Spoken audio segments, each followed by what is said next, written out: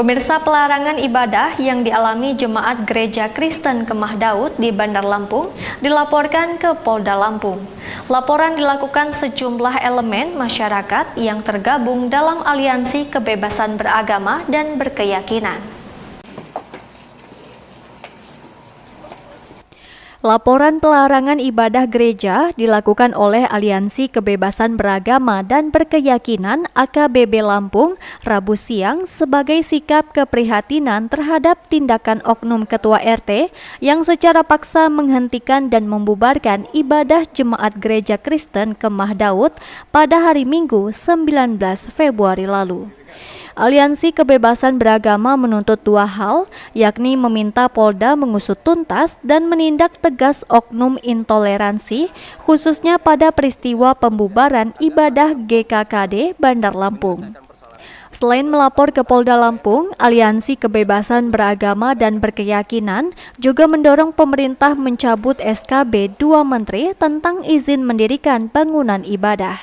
Runyamnya persoalan kebebasan beragama dan beribadah ini ternyata titik pangkalnya ada di SKB 2 Menteri. Oleh karena itu kami meminta agar SKB 2 Menteri itu bisa dihapuskan karena itu bisa menjadi alat bagi sekelompok orang untuk merusak tatanan keharmonisan, toleransi yang sudah terbangun selama ini di masyarakat. Kasus itu juga hasil temuan kami di lapangan. Dengan kasus yang terakhir terjadi di Raja Basa, kalau berdasarkan cerita yang kita terima di berbagai media, bahkan berbagai pengakuan dari jemaat gereja, persoalan ini kan sudah panjang, bahkan dimulai dari tahun 2014.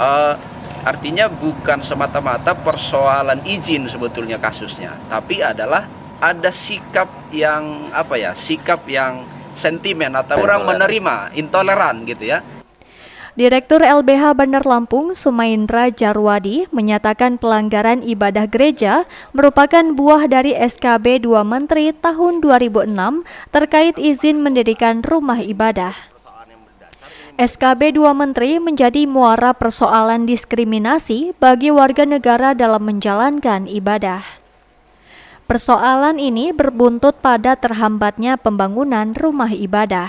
Kita hari ini hadir ke Polda Lampung untuk melakukan pengaduan terhadap kejadian pada tanggal 19 kemarin terkait dengan pembubaran jemaat gereja yang sedang melakukan ibadah. Kenapa kemudian kita sampai melakukan pengaduan? Karena kita melihat ini ada keberulangan yang terjadi dalam konteks pembubaran kawan-kawan atau warga negara atau warga di Lampung yang sedang melakukan ibadah. Kita tahu misal yang pernah terjadi di Tulang Bawang, bagaimana kemudian kawan-kawan jemaat sedang merayakan Natal kemudian dibubarkan. Kemudian sekitar 2 minggu atau 3 minggu kemarin terjadi juga itu ada soal pelarangan jemaat gereja di Wekandis. Kemudian yang terbaru adalah kawan-kawan jemaat gereja di Raja Basa. Dari proses-proses itu kemudian hari ini kita berkumpul dari lintas agama, dari kawan-kawan NGO, dari praktisi juga berkumpul hari ini bergabung dalam Aliansi Kebebasan Beragama dan Berkeyakinan.